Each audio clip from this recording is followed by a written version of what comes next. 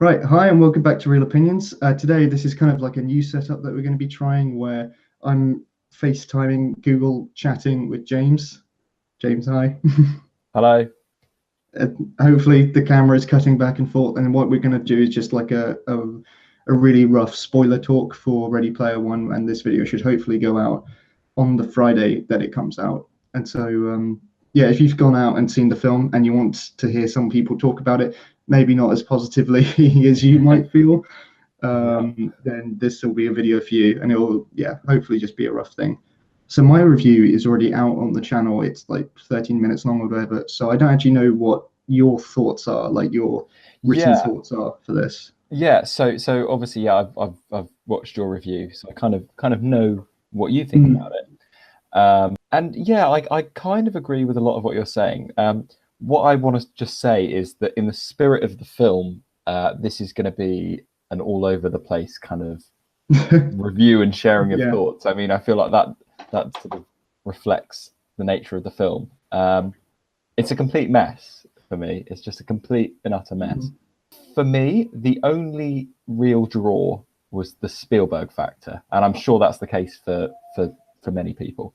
Now, what I thought is the best way to kind of honor that sort of 80s feel, which is the thing they were going for. It's very in at the moment.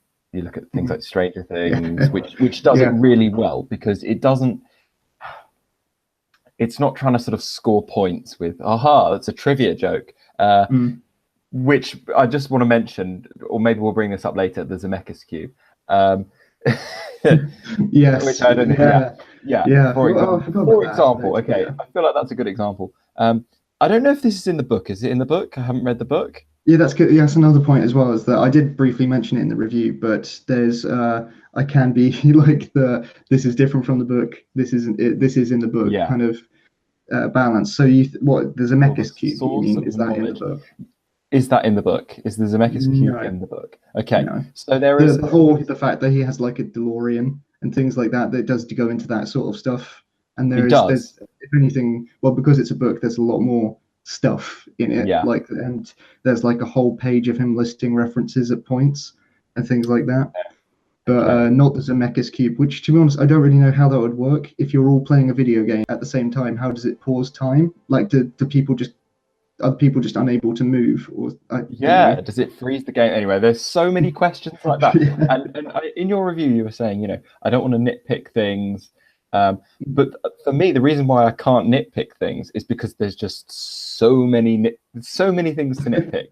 Like they Um, all kind of blend into one, you mean? exactly. So anyway, I'm going to go back to the Spielberg thing because this for me was the big thing. I wasn't really interested in the film, but the subject matter, video game films are just always crap. Um, I just zero interest. But I went to see it purely for the Spielberg factor, and also because I got to see it for free, which is always a good Yeah. incentive. Um, there was just none of the kind of the Spielberg charm at all. Uh, how I felt is that the sort of the idea of Spielberg as an auteur is just gone, and he's sort of seen as kind of like the blockbuster auteur, the Mm, the sort definitely. of Yeah. that, and maybe in the nature of that, that he can't have these kind of mysterious themes or aesthetic styles throughout the films. Um, but there's certain things in the films like sort of the focus on family, things like that. There was nothing of that in Ready Player One, and it was just a really kind of hollow film. All of the characters would, I think you said yourself, paper thin. Yeah. We would talk about Guillermo del Toro and how he writes these kind of detailed backstories about the characters. Yeah. Ready Yeah. Player One, there is a book. There is a book. Now, presumably, in the book, the author must, in its nature, must go into a bit more detail talking about the characters, right? Yeah, and that was a thing that did kind of touch on in the review, is that I think in some ways I liked the character more in the film because Really the more that they add in the book, they just make him more and more arrogant. They just make him, interesting. yeah, like the whole is like, you know how in the film she's got the Weinstein birthmark. I was going to say tattoo birthmark, Yeah, and yeah, when they do meet in real life, it turns into a real, he's trying to like white knight for a lot of the time. Like he's all like, I only see the real you. I look past that. I'll date you Okay. even though you have this Yeah. birthmark. And it's not. And like he does really, the guy is basically, he thinks that he's a nice guy, is how I Right. describe it. Okay. And but because they kind of stripped all that stuff away from him, I kind of liked the main character more. But there's no, besides what you kind of get with like the description that he does in those first 10 minutes where he just reads off like, I live in the stacks, my parents died when I was young, they gave me this name that sounds like Hero Wade Watts, and now I live with my abusive aunt and her boyfriend. And that's kind of all the backstory you actually get in the book as well. Okay. Okay. Oh, that's interesting to know that. Okay. Mhm. There's so little cohesion in the film that I'm struggling to kind of talk about it in a cohesive way. Well, the way that I've kind of listed this is a spoiler talk. So did you just want to kind of quickly go through the film Yeah. and then work it Yeah. through it that way so we actually have a structure to something? So the sort of the premise of the film is this inventor or developer has created this fantasy VR world, and the real world has kind of got to a point where the planet Earth itself is such a shithole that people just want to escape and go in and basically spend all of their time in this virtual world. So on the face of it, you think this film might be about the kind of the dangers of going into these virtual worlds and losing touch with the real world. There's nothing of that, I didn't think, apart from the very end of the film, which kind of felt like it was bolted on. Anyway, what is central in the film is the kind of the quest for these Easter eggs that the game developer has left in to be found when he dies. But I don't know how you felt, but I didn't find that very interesting. See, that's the thing, is that I genuinely like, I mean, and again, I mentioned it, this was kind of the way that I rounded off the review, but I do think that it's a really fun idea. Like maybe it's just from the fact that I liked like the idea of picking up the video game magazines as a kid and reading about like, here's a secret way that you can go on Mario Kart, like here's a secret route or something like that. And I like the idea of this massive world existing for so long, and then him saying there are three keys, and whoever, it's like Charlie and the Chocolate Factory, like I mentioned with the imagination music. And I find this idea of like a worldwide adventure hunt, I know I still find it a really fun thing, and I don't mind all the like the 90s 80s references. It's just that in the book it's so piled on, and the characters just kind of get in the way of everything, like you just, and it feels like it gets lost into a teen romance for a lot of it. But now I still like the structure of everything, and I still find the idea fun. It's just that with that book is that it had, because it had so long, you could kind of see how creatively bankrupt it was in points. Like, do you know the old like text adventure game like Zork or anything like that? Have you heard of, where it's like you type in instructions like go north, and then the next line says you go north, you're in a forest or whatever. Oh yeah. So one of the main challenges that they've, like one of the keys that they've changed from the book is that there's a planet, like there's a lot more about spaceships, and like each level is a planet and people can make their own planets and all of that. But it's the idea that it's hidden on this planet where it's the recreation of that text adventure as if it were real life. And then he says, like, of course, that's not the only one on the planet, because to fill that would be impossible to fill a whole planet. So to show how creatively bankrupt it is, this is like my main example, is that it's not just the map and then loads of other stuff. It's just the same map repeated 600 something times around the planet. And that's a planet. It's just the same, like copy pasted. That's how I kind of see it as like creatively bankrupt, in that he'll have one idea and then nothing else past that, and that makes the thing feel kind of hollow, because you could see the potential. And in this one, in the film, I felt like they only showed generic race course, the archives, which is kind of like, the race course is basically just New York City, and Planet Doom, which is just a battleground. And because of that, like they did that long spiraling thing at the beginning where they see like Vacation Planet, where you could do the Sphinx stuff, or the Minecraft world. That which was made me quite nice. groan in the cinema. Yeah, and that was awful, but that was a nice intro. So, sort of early in the film, during the kind of the 10-minute Yeah.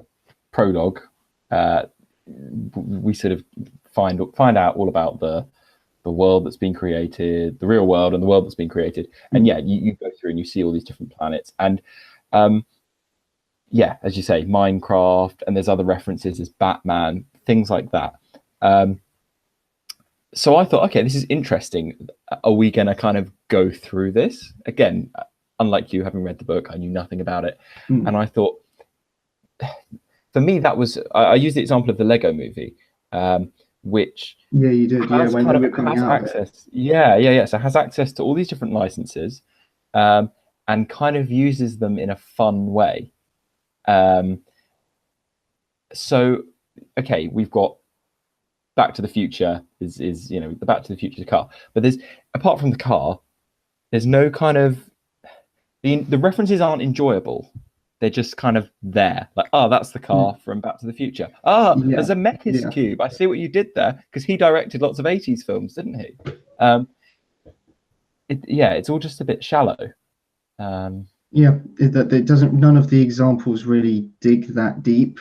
Like, and like I said, like the challenge for the second key, I believe, key, because the third one's in the actual palace, but the second key in the book is, like I said, it's this Zork adventure game. Like, it's the kind of thing that, like the reference at the end of the actual film, Adventure, the 2600 game. Like, it's the kind of thing that people with a rudimental knowledge of games will actually enjoy that and will have fun. And there is a depth to it because you recognize aspects of the game, and it's not just explaining it to you like it expects you to already know.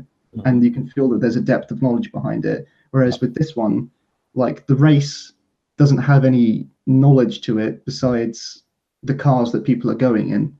And the Shining has that aspect, so which I'm sure we'll go into, but it doesn't feel. I think it's more impressive for a film to do that than that adventure game that no one will actually, 90% of the audience won't know. But at the same time, it feels like, well, I said briefly in the review there, the film kind of feels like a Frankenstein's monster at times. This feels like it's a part where it's literally trying to resurrect the dead, and it's fun for a moment, and then it feels uncomfortable, and you're like, I don't know, I felt like uncomfortable in moments just because I was thinking, why does this, it's kind of like glossed over this classic in a very modern way. So if we can talk about that, because I feel like this is quite a big spoiler, because it's not something I saw in any of the trailers. No. I knew about it beforehand, but that was because it was ruined by one critic who decided to explain the whole plot of the film rather than actually review it. Great. Gotta love those reviews. Hopefully we don't do those reviews. So I think this is the second key, isn't it? Because there's 3 keys, and this is the second. So the second key is basically hidden in a recreation of the Overlook Hotel. Overlook is a lot in the film, but it's not the Overwatch Hotel. Okay, there we go. So Overwatch so that for me was the only part of the film, and bear in mind there's it is almost entirely CGI. I'd say it's like 90%, 95% CGI. That was the only time in the film that I actually sort of looked at the CGI and kind of had like a feeling of wonder, like this was that's actually that would be quite cool. I'd like to have that kind of that VR technology and go in. And in a film like this, I think you need to have that kind of desire. Obviously, when you're reading a book, it's sort of in your imagination, and in a film that's difficult to translate.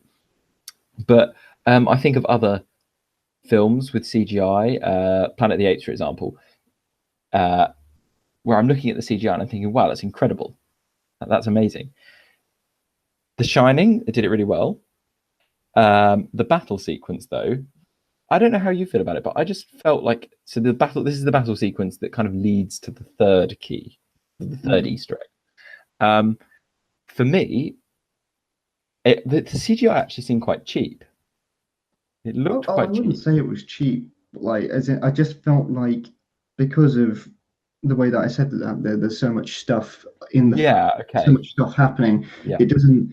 I think it just feels that way because it feels like you're looking at the quantity of stuff, not Mhm. the quality of stuff. Like, I don't feel like I'm not looking at what the main character is doing because I'm trying to look and see who's in the background and what references Yeah. there are. Yeah. Yeah. And Yeah. because there's and because of that, I feel like I'm never fully invested in what the main character's doing. Mhm. Like with the it's kind of similar for the first race as it is with the last battle, like because it's both him and the DeLorean racing about, and it's always about like what is getting smashed by King Kong or what is being destroyed by the giant Mhm. monster. Like it's always about the style of it, not necessarily the actual plot of the Yeah. film. Like it's just being distracted. It's distracting you, the viewer, and because of it, I felt like I never got into it. Interesting though, because we sort of view it like that, but the people in the row behind us Yeah, were yeah. saying, "Oh, I'm gonna watch it on Blu-ray and I'm gonna pause the action scene and basically see how many characters and references I can spot." Hmm. So that kind of makes me think, okay, maybe I wasn't the right audience for this film.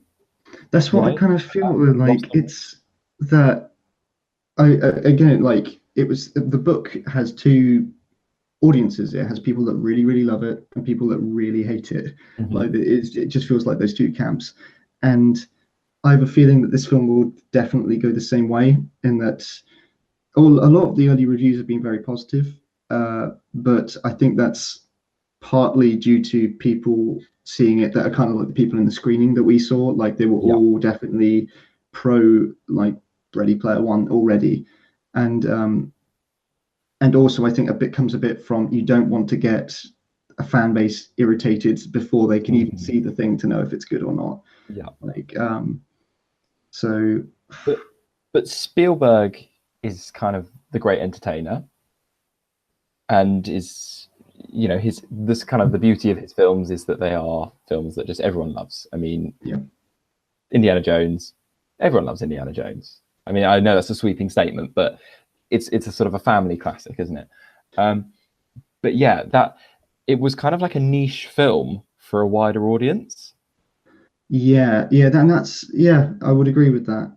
Like, and it doesn't. I don't think it has the appeal that like, and like that's the kind of thing that I was trying to get at is that it's not like I went into this film wanting to dislike it. Like, I really wanted it to be a real improvement, and I wanted it to be like another Spielberg classic. And I love Spielberg's films, but this just wasn't it. No, no, exactly. It felt very much like he sort of just dialed it in, and Mm. it it kind of made me think, like, what did Spielberg actually contribute to the film? What does he contribute on a film that is kind of 90%, 95% CGI? How much input does he have? Is he really? There's a lot of films that are produced by Spielberg these days, and they kind of use that as the thing. I mean, I think the J.J. Abrams stuff, the early stuff, I Yeah. think was kind of produced by Well, Spielberg, and you like kind of Super consider 8. like the like was it Poltergeist is very much considered to be like almost co-directed by Spielberg, and The Yeah, Goonies is technically just produced by Steven Spielberg, but people consider it under like the same umbrella. And yeah, again, like he seems to have like a control, and he seems to lift the quality of it. And this did feel almost like it was. Yeah, I agree with you in that it felt. I didn't feel like it was a Spielberg film for a majority no, of the time, and it wasn't just due to me not liking the CGI. It was just down to it didn't have the feel of it. It didn't no, have, no. and I felt the same way with the BFG as well. Like last Which I year, haven't seen, but I know that's not, you know, not very highly regarded. Um, so, but then this is the other thing you see. Yes, the CGI, and it's difficult to pin down. And I know Harrison would probably argue with us about this because he'd say, oh well, you know, there's just as much control in that, and probably more control. I mean, if I talk about Isle of Dogs, I'll be raving about how everything that's animated in that is meticulously planned out, and mm. that's true. Um, but the live action sequences in this film, um, I just thought they were so bad. I know you're saying, okay, you didn't think that the CGI looked cheap and because it was sort of busy, and that's fair enough. But I really felt like the live action sequences felt very cheap. They felt like an afterthought. I only felt like that for one shot. I don't know. I wouldn't go so far as to say cheap. I'd say that it just felt limited in its scope. Like when I think about, like, it's the thing is that it is a massive idea, but when you think about it, like I listed before, like you see in the game, you see the race planet, you see the main planet, which is kind of like considered like the city planet where they've got the archive, and then you've got the war planet, and in this you've got trailer offices of the IOI, Rebel headquarters, and then a van. And it's like overall that's like 7 sets or 7 places that the whole film takes place, and it's meant to be this massive world-spanning thing, except for, you know, the weird cutaways at the beginning that they dropped straight away, where it's like it shows that people sometimes kill themselves because the game's so serious. But why didn't it, things like that, why didn't it go more into that? I appreciate maybe the book doesn't go more into that, but you know, I'm going to completely ignore the book for the sake of my argument. Why didn't it go more into that? What I was sort of kind of comparing it to in my mind, again, just thinking Spielberg, and as I've said, I don't think you can think of Spielberg's films now as part of kind of some sort of body of work that has any relation to one another. But AI, Artificial Intelligence, Minority Report, they're both films that kind of have the technology there, and then they sort of show you the pros and the cons of the technology and sort of the wondrous elements of it, and then actually how it's kind of having a very negative effect on the human world. This film was like, sets out, oh, this is quite bad because people are killing themselves, and at the end of the film, oh, actually we've decided we're going to have 2 days where we shut down the virtual world so people can enjoy the real world. Again, that's an afterthought. This film is just concerned with the quest for the Easter eggs. That is the majority of what's going on in the film. Slash the guy, the really rubbish villain who's just really hammy. And I like Ben Mendes though, but just he's a kind of a weak, like a kind of like a Bond villain, a really cheesy Bond villain in a way. Yeah, I can definitely see that aspect. Yeah. I didn't really have a problem with the lack of a negative viewpoint on the Oasis. Like, well, the thing is that if there was a negative viewpoint and it added more depth, then I would have been happy with that. But it's because I don't know, I think if they didn't have the negative outlook at all and just went more into the positive, then at least it has the childhood wonder that it wants. Yeah. Like, and so it doesn't, like, it basically just says, like, it doesn't go fully into the wonder enough, I found, to really get lost in the image or lost in what's happening.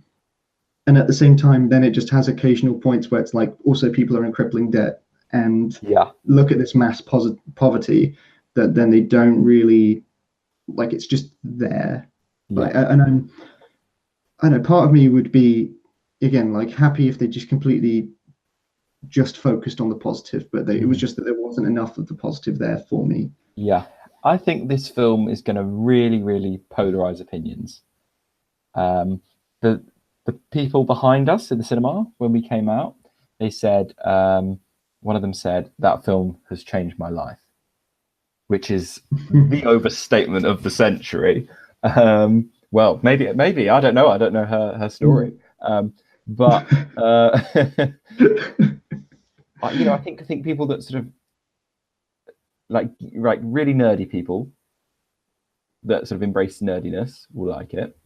People that kind of think, oh yeah, I like things that are really out there, but cynics, cold-hearted cynics like myself, and I think people that are really passionate about Spielberg won't like this film, because I don't think this is a film for Spielberg fans.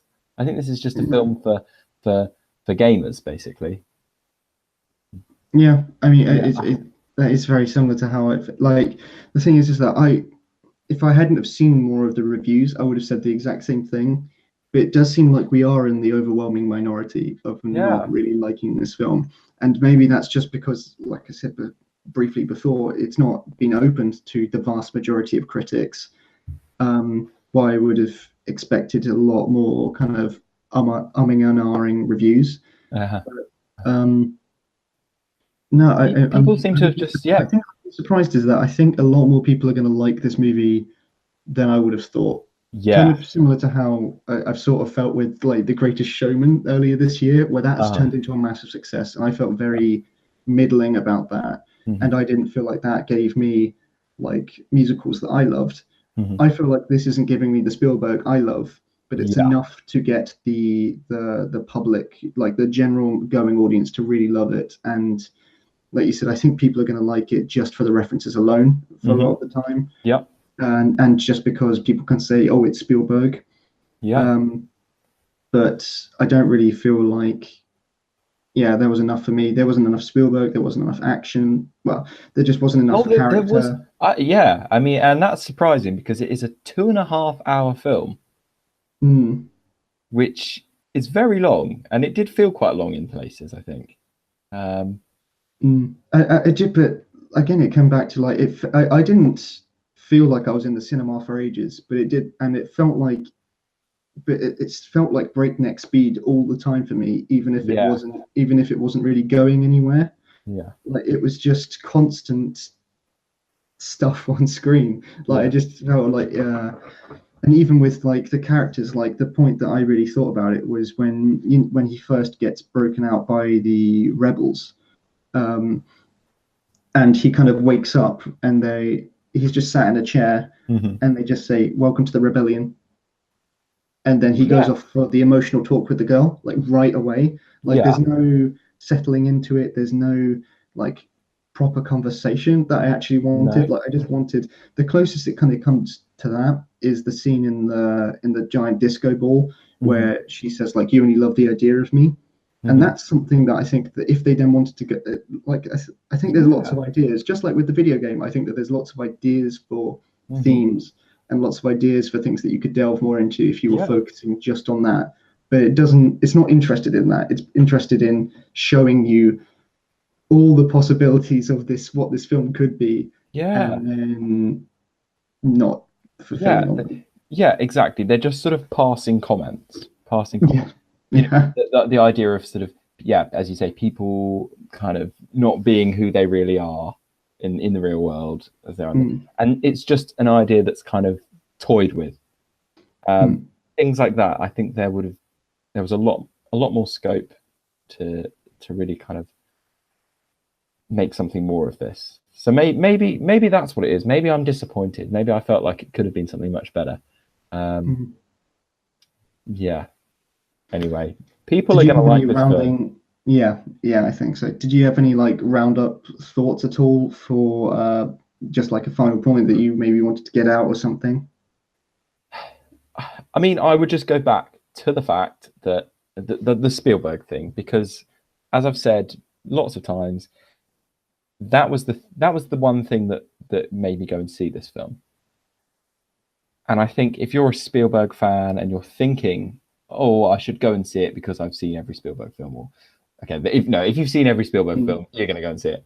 But people, because it's going to be marketed heavily, it is being marketed heavily as Steven Spielberg's latest film. Like the poster on the tube is just, it has big quotes, but like bigger than the title, it just says "Pure Spielberg Magic." Yeah. Like that's their main selling point. You're absolutely, you're right. Yeah, but it doesn't have Spielberg magic. Well, I don't think it has Spielberg magic. So that's what I want to say. You know, go and see this film, but don't expect Spielberg. I think that's the best I can say, really. Yeah, and I think it's just basically is that I don't like, unlike, well, again, I keep bringing up the book, even though most people haven't read it. That has two audiences: people that really love it and people that really hate it. And people that hate it basically say that if you love it, you're a idiot.